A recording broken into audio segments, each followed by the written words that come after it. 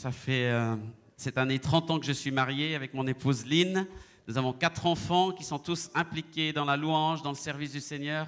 Mathieu, 27 ans, joue de la batterie. Simeon, 24 ans, joue de la guitare. Nathan, 20 ans, joue de la basse. Et ma fille, Naomi, 17 ans, elle se met à la danse un petit peu et participe aussi avec nous. Et ensemble, on a un groupe de louange dans l'église locale. Aujourd'hui, ils sont de service aussi en Suisse. Parce que moi, je bouge un peu, mais des fois, on est ensemble, des fois, on est séparés. Mais notre cœur, il est ensemble dans la louange pour le Seigneur. Et je travaille avec Jeunesse en Mission, donc une mission internationale. Et puis, je visite beaucoup de pays, d'églises et d'enseignements pour justement enseigner sur la louange et former des gens. Et voilà, c'est un privilège d'être ici à Nancy pour la première fois dans cette église dont j'ai entendu parler depuis longtemps. Mais maintenant, mon œil vous a vu et je ne vous oublierai pas. C'est une joie de pouvoir louer avec vous. On voit que vous aimez la louange, n'est-ce pas? Et c'est bon, c'est très très bien. Ça montre que Dieu a fait une œuvre dans vos cœurs et dans vos vies, parce que ça reflète l'action de Dieu en vous, et vous le reflétez par vos chants, vos prières, vos mains, vos cœurs, vos voix qui se tournent vers Dieu. C'est tellement important. Alors, ce matin, je vais vous parler de la louange, effectivement. Je ne parle pas toujours de ça, mais souvent, effectivement, puisque c'est mon appel et mon ministère, et je crois que dans beaucoup d'églises, on pratique beaucoup la louange, mais parfois, je vois beaucoup d'églises qui ne savent même pas ce que c'est. Bon, on chante. Dans certaines églises, même, on dit on va chanter en attendant. En attendant quoi? En attendant qu'il se passe quelque chose, en attendant autre chose. C'est comme si la louange n'est pas importante. Mais la louange en soi est déjà fondamentale. Vous êtes d'accord? La louange pour Dieu, c'est la base de toute la construction de l'Église. C'est notre réponse à l'amour de Christ. C'est notre réponse à l'action de Christ dans nos vies. Donc, c'est indispensable qu'on entre dans la louange, qu'on vive la louange, qu'on exprime notre louange à Dieu. Et pour cela, bien sûr, il y a beaucoup de textes qui nous en parlent, entre autres les psaumes. Les 150 psaumes sont des textes de louange, d'inspiration. À l'époque biblique, c'était leur chant. Les psaumes, ils ne les lisaient pas, ils les chantaient. Les Juifs, ils les connaissaient par cœur. Ils n'avaient pas de livre, ils n'avaient pas de projecteur, ils n'avaient pas de Bible. Mais ils chantaient les psaumes tellement depuis leur enfance que c'était imprégné en eux. Donc ces textes, ils doivent s'imprégner en nous. Aujourd'hui, heureusement, il y a beaucoup de psaumes qui ont été remis en musique sous différentes formes qui nous permettent de les acquérir dans nos cœurs, de faire descendre cette parole dans nos cœurs. C'est tellement important. Alors une chose que j'apprends dans la louange et qui me semble très importante, c'est que quand on loue Dieu, on apprend à être dépendant du Seigneur. Vous savez, aujourd'hui, le monde sans Dieu, qu'est-ce qu'il fait? Il veut justement rejeter Dieu et se déclarer indépendant de Dieu. Vous savez, la révolution qu'on a eue il n'y a pas très longtemps, mai 68, c'est ni Dieu ni maître. On ne veut plus dépendre de Dieu. On ne veut plus dépendre d'un maître, d'un dirigeant, d'un politicien, d'un professeur, d'un chef. Non, ni Dieu ni maître, plus de maître. Je suis indépendant, je fais comme je veux. Et ça, c'est l'esprit même de Satan, de l'ennemi de Dieu. C'est l'esprit de la rébellion qui s'oppose à ce que Dieu avait prévu. Bien sûr qu'il y a eu des abus, qu'il y a eu des catastrophes avec des personnes en autorité qui ont mal géré leur rôle, leur position. Mais ce qui est important pour nous en tant qu'enfants de Dieu, c'est de réaliser que notre Dieu, notre Père, veut qu'on dépende de lui.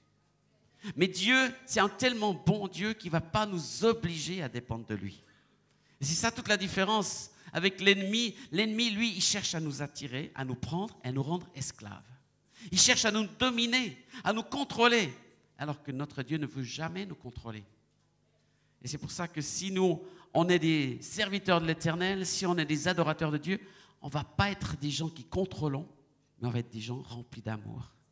Mais qui proposons aux autres une relation, une dépendance avec Dieu et les uns avec les autres, évidemment. Parce qu'il faut avoir des relations les uns avec les autres, du respect, avoir des rôles différents dans l'Église, c'est clair. Mais ce qui est important, c'est d'abord de bien comprendre que nous pouvons dépendre de Dieu. Et Dieu attend qu'on s'attache à lui. Et quand vous lisez les psaumes, vous comprenez cela. Souvent, le psalmiste, il crie, il dit « Seigneur, je languis après ta présence. Je veux m'approcher de toi. J'aimerais te voir, te toucher. » De différentes manières, c'est un peu ça qu'il dit. Et je crois que notre prière, tellement importante quand on vient louer le Seigneur, c'est de dire « Seigneur, waouh, quelle chance, quel privilège j'ai d'être ton enfant. » Quand tu réalises ça, ça veut dire que tu dis, j'ai un père. Je ne suis pas un orphelin, je ne suis pas un abandonné.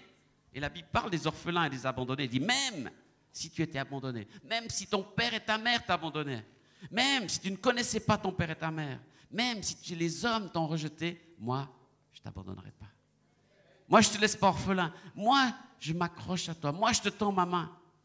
Donc Dieu, il nous propose, mais il ne va pas nous imposer. Et ça montre tellement son amour. Parce qu'un amour si grand n'a pas de contrôle. Dieu ne va jamais vous obliger à le louer. Vous avez déjà remarqué ça? Dieu ne va jamais envoyer des anges pour vous tirer la langue et faire bouger votre bouche, vos lèvres, vous taper dans le dos ou vous tirer les mains en haut. Non. Mais il attend cela. Il l'attend parce qu'il attend que ça vienne de votre cœur. Il vous a donné une volonté. Il vous a donné une capacité à faire des choix. Et je pense que c'est une des choses les plus difficiles quand on grandit dans la vie. C'est un temps pour les adolescents, les jeunes qui commencent à comprendre. Jusqu'à présent, c'est les parents qui ont fait des choix, puis maintenant, ils doivent faire des choix pour leur vie professionnelle, pour leurs relations, pour leurs intérêts, etc. Et ce n'est pas facile. Et on a besoin de les aider dans ces choix. Mais on ne peut pas faire les choix à leur place, c'est déjà remarqué. Et puis si on les force dans des choix mauvais ou même bons, ils vont peut-être juste prendre un autre choix juste pour ne pas faire ce qu'on leur propose. Parce qu'ils ont envie de déclarer leur indépendance. Mais justement, quand tu as compris dans ton cœur qu'avec cette capacité de choix et d'indépendance, tu peux choisir le Seigneur, et que tu choisis de te mettre sous ses ailes, de te mettre en relation avec lui, de le suivre, là, ça prend une valeur énorme. Et le Seigneur dit, mais je t'accueille.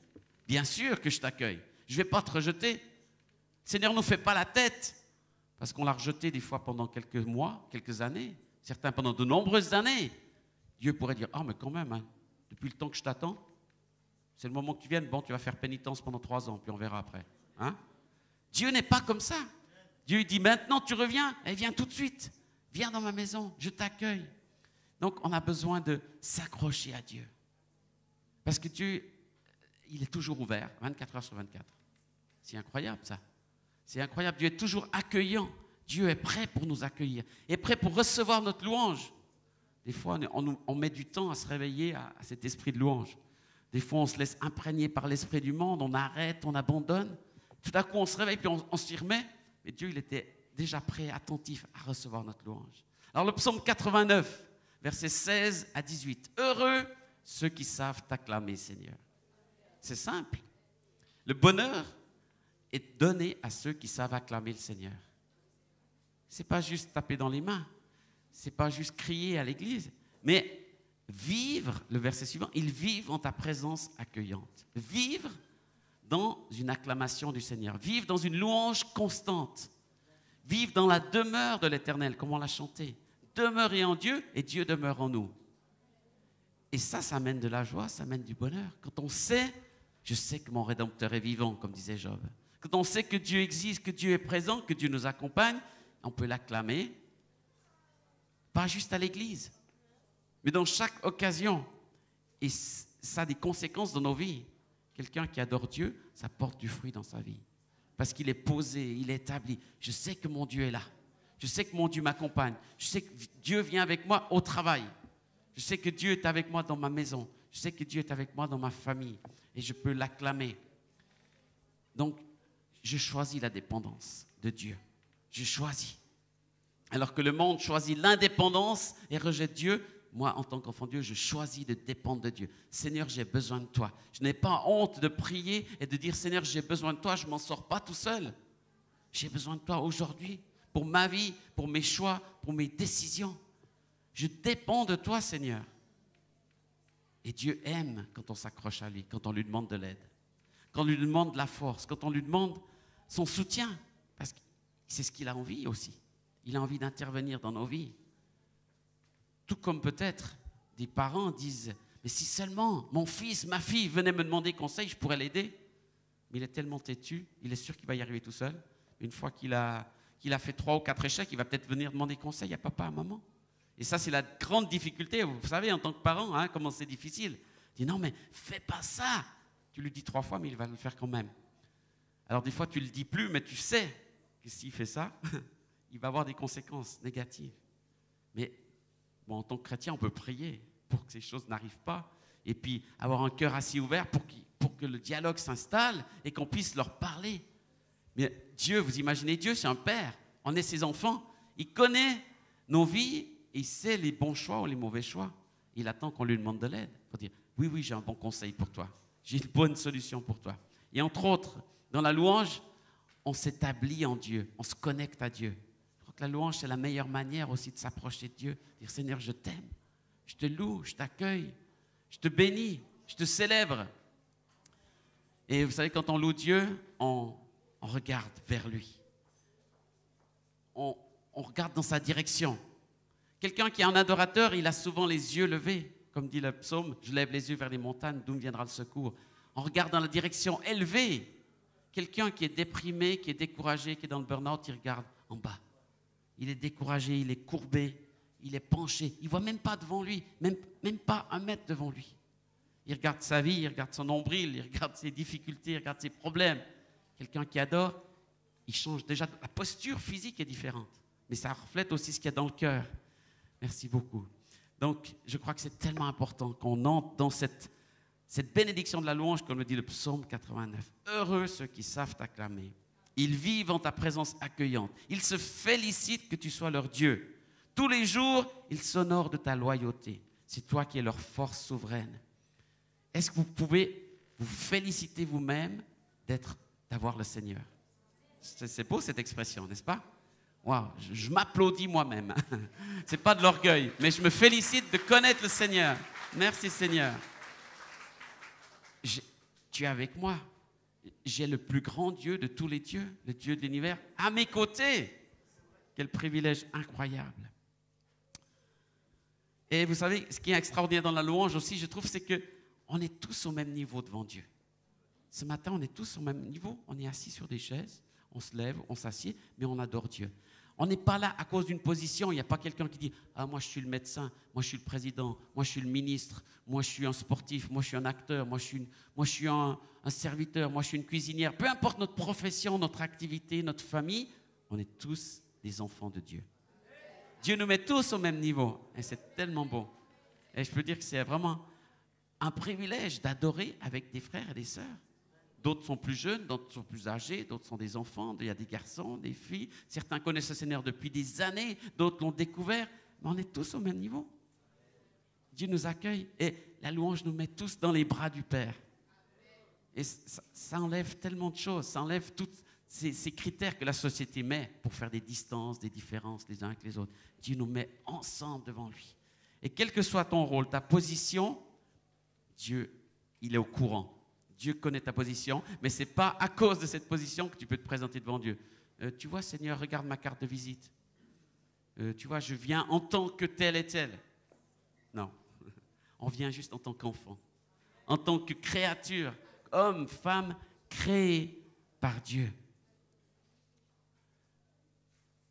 Et toute position, quelles que soient tes capacités, ta position, ton succès dans la vie, c'est Dieu qui est là derrière, n'est-ce pas? C'est Dieu qui t'a donné des dons, des capacités, des possibilités de peut-être travailler ou d'avoir un bon poste ou d'avoir fait des études et d'être où tu en es. Donc, rends grâce à Dieu aussi pour cela. Et dans ce psaume, on voit très bien que Dieu parle du roi David qu'il a établi, par exemple, verset 20. Un jour, tu as parlé dans une vision, tu as dit à l'intention de tes fidèles, j'ai accordé mon appui à un homme vaillant. Dans le peuple, j'ai distingué un jeune homme, j'ai trouvé David pour être mon serviteur. Je l'ai consacré de mon huile d'onction. Je le soutiendrai d'une main ferme. Ma vigueur fera de lui un homme fort. Dieu connaît sa vie. Dieu a comme prophétisé sur sa vie. Dieu a souhaité le meilleur, a désiré une position et il est établi dans cette place. Donc, quelle que soit la situation dans laquelle tu te trouves, Dieu l'a déjà rêvé avant. Il t'a préparé cette place pour que tu sois là, son serviteur dans cette place. Et que tu puisses aussi le servir et le louer dans cette place-là, dans cet endroit. Et verset 25, les promesses de Dieu sont annoncées sur David. Ma fidèle bonté lui est assurée, c'est moi qui le ferai grandir dans son pouvoir. Je lui donnerai autorité sur les mers, il aura la haute main sur les fleuves. Et voici comment il s'adressera à moi. Il parle d'un roi, il parle de David, d'un homme d'autorité important. Et David dit, tu es mon Père, tu es mon Dieu, le rocher où je le trouve, le salut. Même le plus grand roi, même la personne qui pour nous est importante sur la terre, il est fils de Dieu. Et il peut prier, il peut crier à l'Éternel en disant, oui, tu es mon Dieu, tu es mon roi.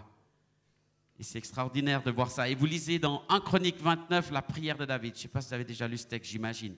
David, à la fin de sa vie, déclare à tout le peuple, il a rassemblé tout le peuple, le texte est assez long, je vous le recommande. Il dit, voici, nous avons amené de l'or, de l'argent, des pierres précieuses et toutes sortes de matériaux pour construire un temple pour toi. Et il déclare à tout le peuple, et ils montrent, et ils comptent, ils font des calculs, et ils disent tout ce qu'il y a, des quantités énormes d'or, d'argent, de pierres, de choses de valeur.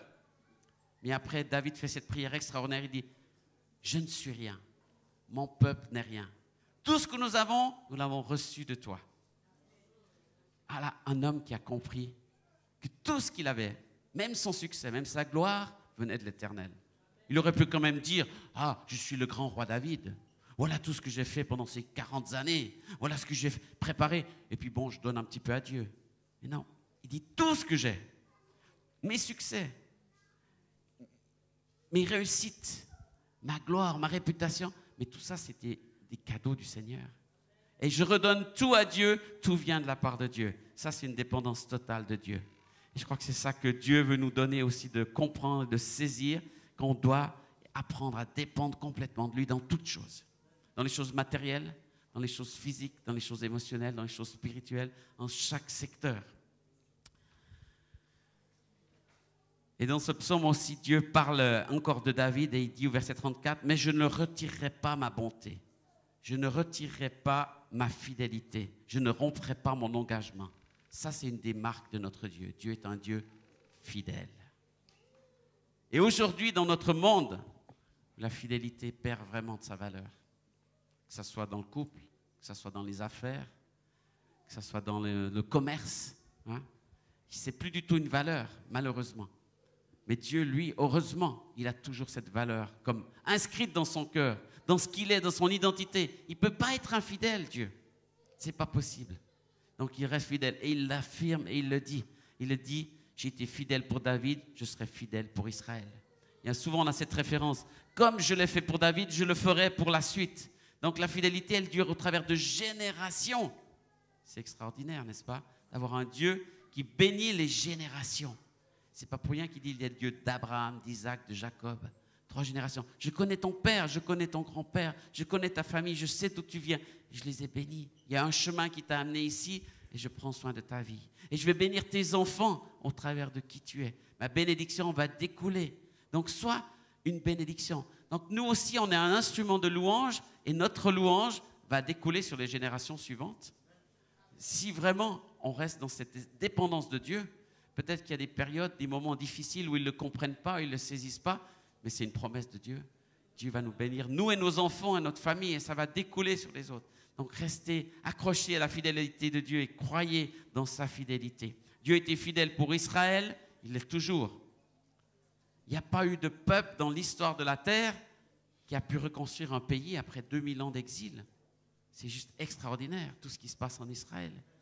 Dieu a été fidèle pour ce peuple, il va être encore fidèle. Dieu est fidèle pour son Église depuis 2000 ans. Combien l'Église a été attaquée, critiquée, massacrée, persécutée, et l'Église est toujours là. Amen. Et l'Église grandit, et l'Église augmente. Aujourd'hui, il y a plus d'Églises et de chrétiens sur toute la terre qu'il n'y en a jamais eu dans toute l'histoire. Je crois qu'on ne se rend pas compte souvent, parce qu'en France ou dans nos pays occidentaux, on est plutôt en régression. Mais en même temps, il y a un réveil qui est en train de venir. Il y a quelque chose de nouveau qui est là derrière, là-dessous, qui va grandir. Mais ce qui se passe en Chine, en Inde, en Asie, en Afrique, est extraordinaire. Ce sont des millions qui se tournent vers le Seigneur. Et même dans tout le Moyen-Orient, actuellement, en Syrie, même en Irak et en Jordanie, dans ces pays en guerre, il y a un réveil. Il y en a des milliers qui se tournent vers Dieu. En voyant justement le désastre de cette autre religion qui les conduit à la mort, beaucoup se tournent vers Dieu. Beaucoup qui étaient juste musulmans de nom, de réputation, disent « mais on ne veut pas de cette religion qui amène la mort ». Et ils se tournent vers les chrétiens, ils leur demandent de l'aide et Dieu se révèle à eux. Mais voilà, malheureusement, on n'entend pas assez ça dans les journaux. Mais il y a la vie de Christ qui est en train de souffler et la louange qui monte de ces pays arabes. J'ai eu le privilège de visiter plusieurs nations, plusieurs pays. Dieu les aime et Dieu les touche et Dieu se glorifie. J'étais récemment en Algérie, une église de 500 personnes. Tous les dimanches, 20 baptêmes. Et ils louent le Seigneur de tout leur cœur, avec force, avec onction. Même qui craignent pour leur vie ou qui craignent l'emprisonnement, ils craignent des persécutions. Mais en même temps, ils s'accrochent au Dieu qui est fidèle. et ils le célèbrent. Et Dieu est en train d'amener un réveil extraordinaire dans ce pays. Mais bien sûr, il ne faut pas trop en parler publiquement, hein, parce que les autorités réagissent et puis parce qu'ils ne savent pas trop comment transmettre l'information. Mais je vous dis, je vous assure, priez pour les pays arabes, les pays musulmans, les pays du Golfe, les pays du Moyen-Orient. Dieu est en train d'agir d'une manière puissante. Et la prophétie d'Ésaïe 19 est en train de s'accomplir. Égypte, Israël et la Syrie loueront le Seigneur ensemble. Ensemble, ils loueront le Seigneur. Actuellement, il y a des pasteurs israéliens et des pasteurs égyptiens qui font des retraites ensemble, des Arabes et des Juifs. Mais même certains d'entre eux, ils disent, mais ce n'est pas possible. Comment est-ce que je peux prier avec mes ennemis? Mais Dieu est en train de faire une œuvre de réconciliation, de pardon, qui a des conséquences ensuite sur la nation. Et en ce moment, il y a un réveil qui se passe en Égypte. Il y a des milliers qui sont en train de louer le Seigneur dans ce pays, de se retrouver. Et ils bâtissent un tabernacle de louange qui ne s'arrête pas. Depuis 2 ans, ils ont commencé, depuis la révolution, soi-disant de printemps arabe, il y a eu un immense réveil et beaucoup de chrétiens se retrouvent entre eux et commencent à louer Dieu et à prier pour Israël, à prier pour les nations. Savez-vous qu'il y a des gens en Égypte qui prient pour la France? Savez-vous qu'en Israël, il y a des hommes et des femmes qui prient pour vous tous les jours? Il y a 4 maisons de prière à Jérusalem et constamment, ils prient pour toutes les nations. Donc, vous êtes aussi le fruit des prières des autres. Donc, que vos cœurs aussi soient ouverts à prier pour les autres, à prier pour ceux que Dieu vous amène, parce qu'il y en a qui sont là, qui sont amenés, d'autres nations qui débarquent ici à Nancy et que vous pouvez amener au Seigneur, vous pouvez encourager et bénir. Mais au-delà de ça aussi, prier pour les peuples, les nations. Parce que Dieu, je trouve ça extraordinaire, c'est un Dieu qui aime les peuples, les races, les tribus, les langues et les nations. Vous savez, dans l'Apocalypse, on en parle beaucoup de cela. Et je crois que c'est important de saisir la portée de l'Apocalypse face à la louange. Vous savez, beaucoup de gens, de chrétiens, ils ont peur de l'Apocalypse. Pourquoi? Parce que le monde s'est emparé de ce mot. L'ennemi a pris même ce terme pour en faire des films, des romans, des histoires, et juste pour faire peur. Oula, l'Apocalypse, ça sera la mort, ça sera le sang, ça sera les tremblements de terre. Bien sûr qu'il y a des événements tragiques qui vont arriver. La Bible parle des douleurs de l'enfantement. Mais si c'est des douleurs, toutes les mamans qui ont enfanté savent que c'est pour donner naissance à quelque chose de magnifique, un enfant merveilleux. Bien sûr que ça passe par des souffrances et des douleurs. Et Dieu est en train de faire cette œuvre-là. Il y a des douleurs de l'enfantement sur la terre, il y a des souffrances terribles. Mais en même temps, il va y avoir une renaissance, une vie nouvelle qui va venir. Et dans l'Apocalypse, on parle énormément aussi de comment va être la louange, de comment elle va être au ciel et de à quoi nous allons aspirer, qu'est-ce que nous allons pouvoir vivre. Et dans cette louange, je trouve que c'est extraordinaire de voir ce que Dieu a prévu pour nous. Et je vous encourage à avoir une perspective dans la louange. Pas à penser juste à vous, mais à penser qu'est-ce que Dieu a prévu et comment ça va se passer tout ça. Apocalypse 5, versets 6 à 14. L'agneau s'avança, il prit le livre de la main droite de celui qui siégeait sur le trône. Aussitôt les 4 êtres vivants, les 24 anciens, s'agenouillèrent devant l'agneau. Chacun d'eux avait une harpe et des coupes d'or pleines d'encens, qui sont les prières du peuple de Dieu. Ils chantaient un chant nouveau. Tu es digne de prendre le livre et d'en briser les sceaux, car tu as été mis à mort, et par ton sacrifice, tu as acquis pour Dieu des gens de toute tribu, toute langue, tout peuple, toute nation. Et tu as fait d'eux un royaume de prêtres pour servir notre Dieu, et ils régneront sur la terre. Magnifique. Je regardais encore, c'est pas fini, hein? J'entendis la voix d'une multitude d'anges. Il y en avait des milliers, des dizaines de milliers. Ils se tenaient autour du trône, des êtres vivants et des anciens. Ils chantaient d'une voix forte. L'agneau qui était mis à mort est digne de recevoir la puissance, la richesse, la sagesse, la force, l'honneur, la gloire et la louange. Amen. Ça, on a déjà mis en pratique ce matin. C'est bien. Et ça continue, ça continue. J'entendis alors les autres créatures dans le ciel, sur la terre, sous la terre, dans la mer, les créatures de l'univers entier qui chantaient à celui qui est sur le trône et à l'agneau, soit la louange, l'honneur, la gloire, la puissance pour toujours. Les 4 êtres vivants répondaient Amen. Les anciens s'agenouillèrent et adorèrent. Waouh! Moi, j'ai envie de voir le film. Mais pas juste de voir le film, je veux participer à cette action-là. Donc, déjà là, on est en train d'y participer, n'est-ce pas? On est en train de goûter à cela. Ça va arriver, mais déjà, on a l'avant-goût du ciel. Dans la louange, dans l'adoration, quand on est tous connectés ensemble, on se dit, waouh, c'est extraordinaire. Dieu nous met tous ensemble. On n'est pas de la même famille, on n'est pas de la même race, il y en a même qui parlent une autre langue, on n'est pas de la même tribu, mais tous ensemble, on est devant Dieu en train de faire la même chose. Vous voyez, ça commence avec la harpe et les coupes d'or. La musique, la harpe représente la musique, et les coupes d'or, c'est marqué, qui recueillent les prières des saints, les prières des enfants de Dieu. Vous êtes les saints selon la Bible, donc tous ceux qui connaissent le Seigneur, vous êtes ceux qui amenez vos prières. Et voyez la valeur de vos prières, Dieu les met dans des coupes d'or. Vos prières ont plus de valeur que l'or. Ne méprisez pas les prières. Dites pas, oh ça ne sert à rien que je prie. Oh je ne sais pas prier. Je n'ai même pas appris. Peut-être que Dieu il n'a pas le temps de m'entendre. Ça c'est des mensonges terribles. L'ennemi veut vous faire taire. Il ne veut pas que vous priez. Mais Dieu vous a donné une puissance. C'est une arme la prière. Et c'est en vous. Ne laissez personne vous empêcher de prier. Personne ne vous empêche de prier. Priez, priez sans cesse, dit la Bible. Priez le jour, priez la nuit, priez le matin. Ce n'est pas juste faire un culte personnel à un moment précis, pendant une minute précise. C'est sans cesse, à midi, le soir, au travail, en voiture, dans la salle de bain, au sommeil, au repos. N'importe quel. Vous pensez à Dieu, vous pensez à une personne, priez. Vous savez, au début, moi, je culpabilisais parce qu'on disait, tu vas prier, il faut prier pour cela. À l'église, on nous disait, priez pour cette personne. À la réunion, on nous disait, priez pour telle situation. Je dis, mais tous ces sujets, je vais les oublier, je n'ai pas pensé. Puis la semaine d'après, on rappelle un sujet, je dis, oh, je n'ai même pas prié, etc. Donc, je pensais toujours, il faut que je prie. Maintenant, je ne dis plus, il faut que je prie. Chaque fois que je pense à prier, je prie. Tout simplement. Ce n'est pas plus compliqué que ça. Vous êtes en voiture, ben, priez. Mais sans fermer les yeux, si possible, c'est mieux. Vous êtes dans la cuisine, priez. Vous êtes dans le salon, priez. Vous êtes couché, vous avez de la peine à dormir, ben priez. Vous vous réveillez au milieu de la nuit, priez. Vous allez dormir mieux après, je suis sûr. Levez le matin, priez. Il n'y a pas besoin que ça soit long, Dieu vous entend. Et Dieu récolte vos prières dans des coupes d'or. N'est-ce pas? C'est tellement important. Ça, c'est le début. Ensuite, on voit, il nous dit, vous êtes tous des prêtres, des sacrificateurs. Ça, c'est aussi tellement fondamental. C'est le fondement du Nouveau Testament. Nous sommes tous des prêtres pour le Seigneur. Dans l'Ancien Testament, il y avait une tribu de Lévites qui étaient les prêtres. Puis les 11 autres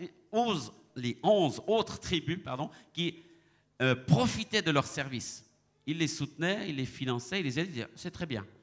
Mais aujourd'hui, il y a beaucoup trop de chrétiens qui pensent la même chose. Ils disent, ah ben, nous on paye le pasteur, il n'a qu'à faire son boulot.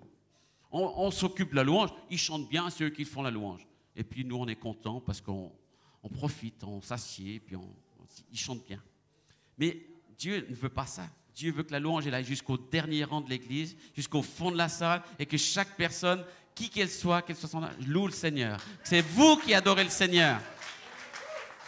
Devant, on est juste là pour vous entraîner. On est juste là pour vous donner goût de le faire. Mais c'est à vous de le faire. Et la prière, c'est la même chose. Le pasteur n'est qu'un entraîneur. Quelqu'un qui vous dit, faites comme si, allez-y, qui vous encourage. C'est l'entraîneur qui est sur le banc, qui a envie de jouer le match, mais qui ne peut pas le jouer. Mais il dit, jouez bien, marquez des buts, allez-y. Priez, louez, adorez, évangélisez. Et il vient avec vous de temps en temps sur le terrain, mais c'est à vous de le faire. Vous êtes tous des sacrificateurs. Et Dieu reçoit la louange de tout son peuple, tous ses enfants, tous appelés. Et ces prêtres, ils sont appelés à régner sur la terre. Ça, c'est le plan de Dieu. Ce n'est pas qu'on subisse. On est des pauvres chrétiens misérables et on subit les circonstances, on subit les situations, on fuit parce qu'on a peur. Non, on est ferme, on tient notre position, on garde notre territoire. Comme Israël, on leur a donné la promesse qu'ils allaient avoir Canaan, il a fallu conquérir. Il a fallu prendre ce territoire et ensuite garder le territoire. Donc Dieu nous a donné un pays, un territoire, mais si on le perd, on sait que l'ennemi va revenir, il va le reprendre ce territoire. Ça commence dans vos pensées, dans vos cœurs, dans votre vie, mais ensuite aussi sur le pays, sur le terrain, là où Dieu nous a placés. Donc si Dieu nous place ici, c'est pour prier. Votre rôle, c'est prier pour les autorités, prier pour votre municipalité, prier pour vos autorités dans cette ville, sur le département, prier pour la nation. Bientôt, il y a des élections, c'est important. Dieu veut que le peuple prie. On ne fait pas de politique, mais on prie. Et on est des citoyens et on doit aller voter et donner notre avis. Et on doit être conduit par Dieu, mais surtout prier. Soyez des intercesseurs, portez votre nation. C'est bien plus facile de critiquer tous ceux qui font mal que de faire quelque chose. Mais notre premier rôle, c'est de prier, d'intercéder, de porter là ce peuple où Dieu nous a placés pour régner avec le royaume de Dieu. Ensuite, Dans ce texte, il nous parle qu'il voit des milliers d'anges. Vous savez qu'il y a des anges qui sont avec vous? Des milliers d'anges qui sont en train de faire ce que vous devriez faire, ou ce que vous allez faire, qui vous inspirent, qui prient pour vous et qui adorent Dieu sans cesse. Les anges sont les envoyés de Dieu et ils sont à l'œuvre. Alors souvent, on n'en est pas tellement conscient, on ne voit pas, mais ils sont là et ils agissent. Et c'est les envoyés du Seigneur. Et ils sont toujours dans la louange. Vous savez, chaque fois qu'il y a un ange qui se présente dans la Bible ou qui agit, la seule chose que fait l'ange, c'est pointer vers Dieu. Il dirige toujours les gens vers Dieu. Il parle de Dieu, il parle de la gloire de Dieu et il pousse à l'adoration. Donc aujourd'hui, les anges, même, ça revient un petit peu à la mode. Mais c'est des autres anges. Hein? Et dans les supermarchés, ils commencent à vendre plein de petites statuettes d'anges, etc. Pour soi-disant la protection. Ce n'est pas de ça que je parle. Hein? Ce n'est pas ces anges-là. Ce n'est pas de la superstition.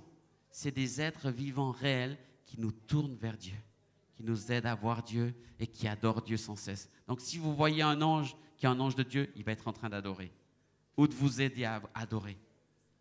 Mais tout ce qui vous oriente dans une autre direction, ce sont des anges de lumière, des anges de séduction, dont nous devons être vigilants pour ne pas suivre ces anges-là.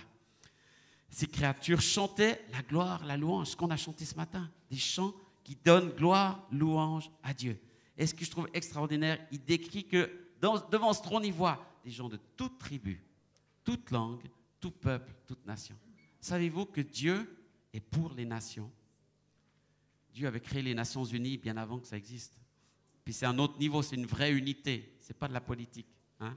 Dieu veut toutes les nations, toutes les langues, toutes les tribus. Dieu aime les nations. Dieu aime les langues. Il n'a pas de problème pour la traduction, Dieu. Il vous comprend.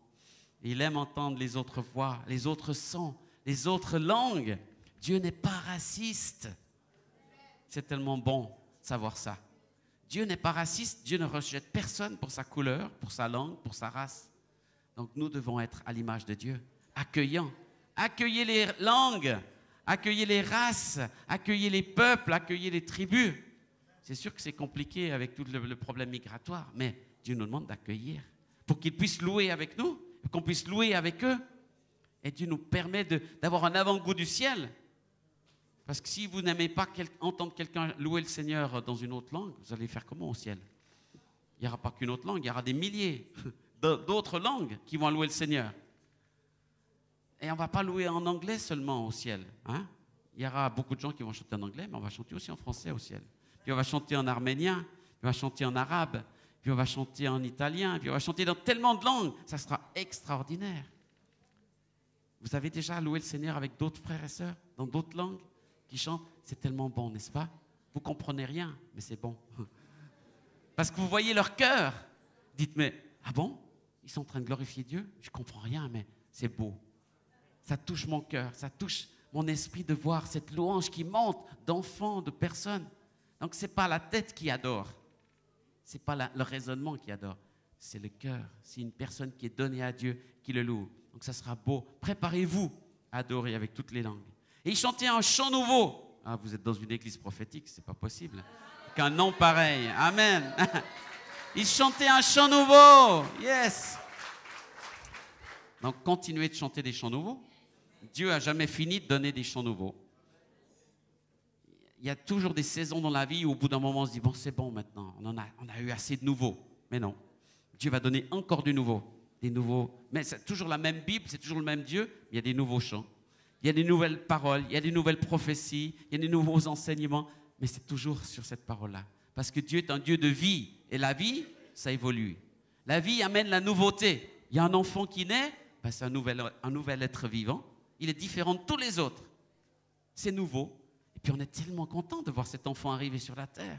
On dit, waouh, un enfant de plus qui va pouvoir glorifier le Seigneur. Pour qui le Seigneur a un projet, a un plan. Donc la nouveauté fait partie du plan de Dieu. Ne soyez pas effrayés par ça. Je crois que vous n'allez pas l'être avec le nom que vous portez. Donc, mais soyez encore ouverts à encore plus de nouveautés, encore plus de changements. Parce que Dieu change. Et aujourd'hui, ça change très vite. Amen. Ça change très vite dans l'informatique, dans le monde séculier, dans le commerce, dans les affaires, mais aussi dans le monde spirituel. Ça avance très vite. Donc soyez prêts à changer, à être réactifs, à suivre le fleuve, à suivre le mouvement de Dieu pour entrer dans cette adoration. Magnifique. Alors, il y a encore un texte que j'aimerais vous lire dans l'Apocalypse et je terminerai avec ce texte-là avec quelques commentaires qui est très important. C'est le repas des noces de l'agneau. C'est Apocalypse 19.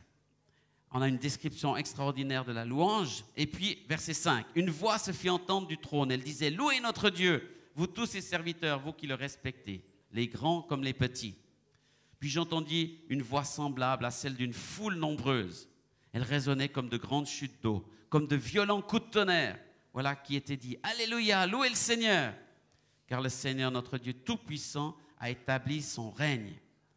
Réjouissons-nous, soyons heureux, rendons-lui gloire, car le moment des noces de l'agneau est arrivé et son épouse s'est préparée. On lui a donné un vêtement fait de tissu de lin pur et brillant. Le tissu de lin représente les actions justes du peuple de Dieu. L'ange me dit, écris, heureux ceux qui ont été invités au repas des noces de l'agneau. Et il ajouta, ce sont là les véritables paroles de Dieu. Je me jetai à ses pieds pour l'adorer, mais il me dit, garde-toi de le faire. Je suis un serviteur comme toi et comme tes frères qui sont fidèles à la vérité révélée par Jésus. C'est Dieu que tu dois adorer. Waouh! Le grand apôtre Jean, le disciple du Seigneur, Jean, qui a écrit l'Apocalypse au chapitre 19, c'est la fin. Il a plusieurs mois qu'il est dans la présence de Dieu, qu'il a des révélations de Dieu. Là, il est face à un ange. Il voit l'ange. L'ange lui parle. C'est extraordinaire. C'est extraordinaire ce qu'il est en train de vivre. Il est dans la réalité, puis il est en même temps dans un film, quoi. Mais il vit vraiment cela. Et dans cette extase extraordinaire, cet ange qui est si proche de lui, l'ange lui donne une parole extraordinaire. Qu'est-ce qu'il fait? Il se met à adorer l'ange. Vous vous rendez compte? Un enfant du Seigneur, un serviteur de Dieu, un disciple de Jésus qui se fait séduire, qui donne l'adoration à autre chose qu'à Dieu. Et l'ange lui dit, non, ne le fais pas. C'est pas moi que tu dois adorer, c'est Dieu. Et c'est ce que je vous disais tout à l'heure, un ange va toujours pointer vers Dieu. N'adorez rien d'autre que Dieu. N'adorez pas la musique. Il y a des églises, ils préfèrent la louange à Dieu. Il dit, moi j'adore la louange. Moi, je n'adore pas la louange, je suis désolé. J'adore Dieu. Moi, j'adore les chants. Non, je n'adore pas les chants, j'adore Dieu. Les chants peuvent changer, la louange peut changer, les musiciens peuvent changer, mais Dieu ne va pas changer. Donc, il y en a qui adorent l'église. Ah, moi, j'adore mon église, c'est la meilleure église. Non, n'adorez pas l'église. Il y en a qui adorent le pasteur. Il y en a qui adorent le style, la forme, la dénomination. N'adorez pas rien d'autre que Dieu. C'est lui qui mérite l'adoration. Et Satan est tellement subtil, s'il n'arrive pas à nous détourner, il va nous faire adorer autre chose. N'adorez pas la louange, mais adorez le Seigneur. C'est tellement important. Donc Jean, il s'est fait reprendre là, corriger. Même en fin de vie, même un serviteur de Dieu peut être séduit à des moments. Soyez vigilants. Mais ce que je trouve extraordinaire, c'est que cette invitation de l'ange qui dit « Heureux ceux qui sont invités au repas des noces de l'agneau ». Ce matin, j'ai une bonne nouvelle pour vous. Vous êtes invités. Vous êtes tous invités au mariage. Wouh! Comment ça se passe sur la terre quand on vous invite à un mariage? Ouais, super, je vais aller au mariage. C'est votre neveu, votre nièce ou un ami ou un voisin, un collègue. Waouh, super, un mariage. Ah, c'est l'occasion d'acheter une nouvelle robe. Hein? C'est l'occasion de mettre une nouvelle cravate. C'est l'occasion de bien laver la voiture. C'est l'occasion. On va bien manger. On se réjouit, n'est-ce pas? N'importe quel mariage sur la terre, puis c'est humain, on se réjouit. On se dit, ça va être bien, ça va être la fête. Mais c'est exactement la même idée. Dieu nous dit, mais heureux, vous êtes invités au mariage. J'ai de la place pour vous. Il va y avoir un bon repas, il y aura de la belle musique, il y aura une belle mariée. Et la mariée, c'est qui? C'est vous. C'est vous l'épouse, vous êtes l'épouse de Christ. Heureuse cette épouse qui s'est préparée, qui est belle, qui est scintillante, qui est brillante, qui rayonne. Là, on se dit, ouais, aujourd'hui, l'épouse, elle n'est pas prête encore. C'est souvent ce qu'on pense de l'Église. Hein? Mais Dieu, il n'a pas changé d'avis. Il n'a pas changé d'épouse. Il dit, oh non, celle-là, elle n'est pas si belle, je vais en trouver une autre. Dieu n'a qu'une épouse, qu'une Église. Et vous en faites partie. Et votre responsabilité, c'est de la rendre belle. C'est de la rendre pure. C'est de la faire briller et de la préparer pour ce mariage. Comme vous allez vous préparer pour un mariage sur la terre, préparez l'épouse. Aidez-la à se faire belle. Donnez-lui l'adresse du meilleur coiffeur. Donnez-lui l'adresse du meilleur couturier pour sa robe. Vous allez l'aider à ce qu'elle soit belle. Et vous en faites partie de cette épouse-là. Donc heureux, vous êtes tous invités. Réjouissons-nous et soyons heureux, rendons-lui gloire. Donc avant le mariage, ils sont déjà contents. Comme nous, on peut être contents déjà avant. Ça veut dire que quand on vient à l'église, qu'est-ce qu'on fait? On répète avant le mariage. Vous savez, au mariage, on va chanter un petit chant, on va faire une animation. Donc il faut se retrouver pour préparer, pour répéter. Mais tous les cultes, toutes les réunions, c'est ça, c'est la répétition. Avant le repas des noces, avant le grand mariage, avant l'invitation finale, on se prépare là sur la terre. Et on se réjouit parce que ça va être encore, c'est déjà bien. La répétition, elle était déjà magnifique. Mais le mariage, ça sera encore 10 fois mieux. Parce que tout le monde sera parfait, tout le monde sera beau. Et ça sera le moment, enfin la date est arrivée. Vous savez, les mariés, ils comptent les jours. Plus que 30 jours, plus que 20, plus que, etc. Je me réjouis, c'est bientôt, ça s'approche. Eh bien, c'est exactement là où on en est dans l'histoire. On s'approche de ce moment. On s'approche de ce moment dans l'histoire où l'Église va être accueillie par l'époux. Et on va tous célébrer l'époux. Et on va tous se réjouir avec lui. Et le mariage va avoir lieu. Donc, vous êtes invités. Ne laissez personne vous rejeter, vous repousser. Le Seigneur vous envoie l'invitation. Et il l'a adressé à votre nom. Il l'a signé de son sang, de sa vie. Donc, vous tous, vous pourrez assister à ce mariage, en faire partie. Et réjouissez-vous déjà, parce que dans ce mariage, ça sera merveilleux. Il dit, il y aura une louange extraordinaire. Il y avait une voix forte, une foule nombreuse, des grandes chutes d'eau, des violents coups de tonnerre. Mais c'est plus que n'importe quel sono, ça. Hein? Le tonnerre, les chutes d'eau, il y a du volume, il y a de l'énergie, il y a de la vie, il y a de la puissance dans la présence de Dieu. Et c'est ce que Dieu est en train de préparer sur la terre pour qu'on se prépare à ce moment extraordinaire. Donc je vais prier avec vous pour terminer et demander que le Seigneur